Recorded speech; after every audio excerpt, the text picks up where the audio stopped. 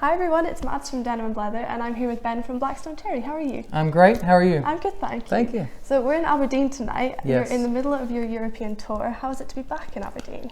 It feels awesome. I walked around town earlier. It's a beautiful day. You know, it's not too cold. It's a great town. Went to some cool stores. We love playing Scotland, really. I mean, I wish we could do more shows in Scotland every time we come to tour. Normally we just do like Glasgow or something. Other than the time in 2012, I believe it was, we did like 5 different cities, you know. And that was the last time we did Aberdeen, the Lemon Tree. So we're excited to be back. Been looking forward to this for a long time.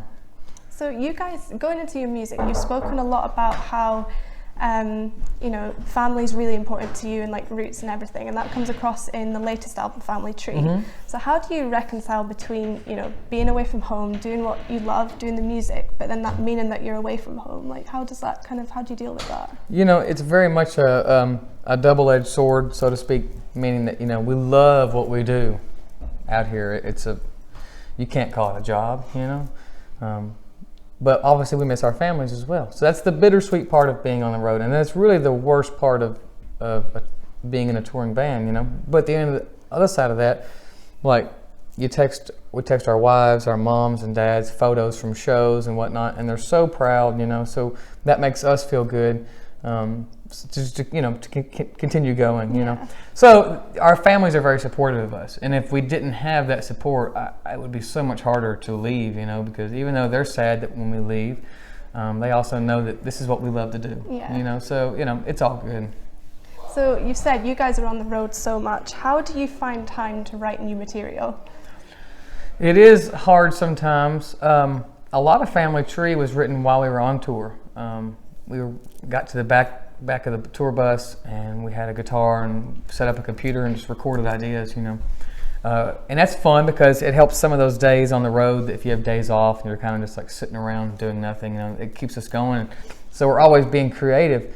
It is hard though to be fully focused and write new material while we're on tour because, you know, you're in show mode. You know, we're thinking about the show and the set list and what songs we're going to be doing, and we want to get out and walk around and do stuff. So it's hard to dedicate enough time, you know. But you just got to do it, you know. Like yesterday at sound check, came up with a new riff, and I get up my phone, we record it, you know, and then we store it.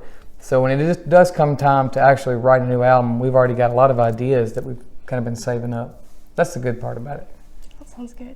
So anyone that's seen the band before will know that you've got a very energetic style of playing. Mm-hmm. What inspires you to play like that? Honestly, I couldn't be still if I wanted to, really.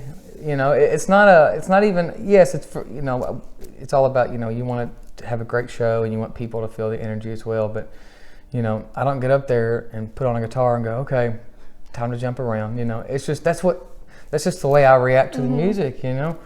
And I grew up, I'm a huge Elvis fan. And while Elvis didn't, you know, jump around, he was very entertaining. Mm-hmm. So I love that. I love Aerosmith. You know, I grew up on a lot of the bands that put on a visually stimulating show. You know, I'm just not one to be still. I can't do it. I got to get my cardio, my exercise in. That's how I do it.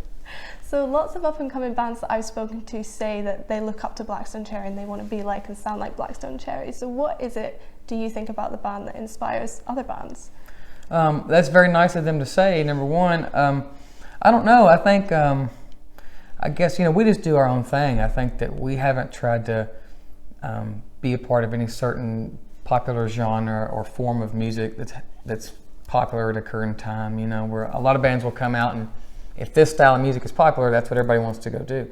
But, you know, that's not always the case because those styles of music can come and go in phases. So I think as long as we're just true to what we do and what we love, you know, I think people will see influence in that, and they'll go, you know what, I want to do the same thing. That's what we did. You know, we grew up listening to so many different genres and different artists that we never said, we want to sound like Black Sabbath. We want to sound like Aerosmith.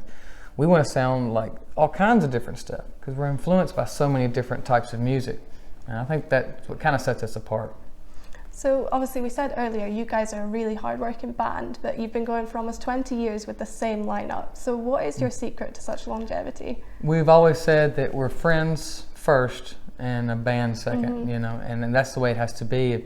We're very much family out here, And if you put the business in front of that, then all of a sudden you start looking at each other with a different view versus the love that we have for each other. Then it becomes more about business and things like that. So that's secondary, and you know, our family and our relationship with each other and in our group is first. And I think that's been healthy for us. Yeah. So you're a very fan-orientated band as well, and I think that was shown through your last video, My Last Breath, where you got all the fans involved. Yeah. So why are the Blackstone Cherry fans so important to you guys? I mean, literally, I know it might be cliche to say, because everybody says it, but we really wouldn't be able to do this at all, you know, without their support. And when you see people coming out to shows and they're hanging out early outside in either very hot weather or very cold weather or rain, whatever, you know, it's like, man, they're coming to see us. So we're very humbled by that, and we respect that and appreciate that. And, you know, our fans are very much family, you know. So I'm 17, and at a time when a lot of people say that, you know, rock's dying and the audiences are getting older, there always seems to be, you know, a wide range of ages at Blackstone Cherry shows. Right. So why do you think that, you know, you have such a wide appeal? I think, and we love that too. We love playing all ages shows, you know, because it's awesome to see families coming to shows together too, moms, dads, kids. It's incredible. And I don't know, I think it's because maybe our music is, it's appealing for the older generation, that some of the older folks that grew up on classic rock, they can hear that through our music. And it's still new enough for young kids, but also it's clean too, to a degree, you know. It's not, you know, we're not trying to get out there and make everything have a parental advisory on it, you know. That's just not who we are, you know.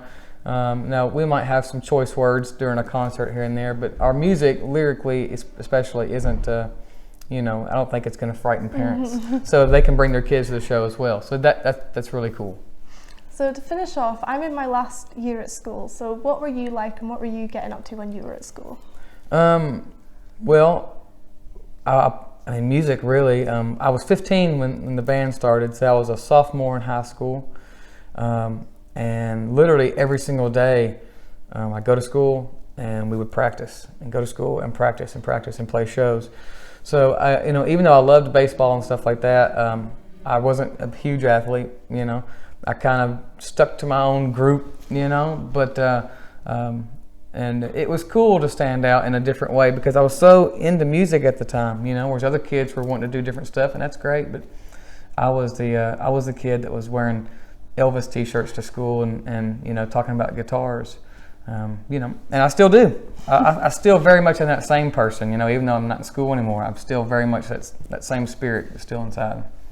Well, thank you so much for chatting. Thank you. Here is a little Scottish gift for you. Oh my goodness! Since you're in Scotland today. We love it. So thank you so much for your time. Also, these will be gone before the show. Make sure you check out Blackstone Cherry and come back to Denim and Blether for more. Bye.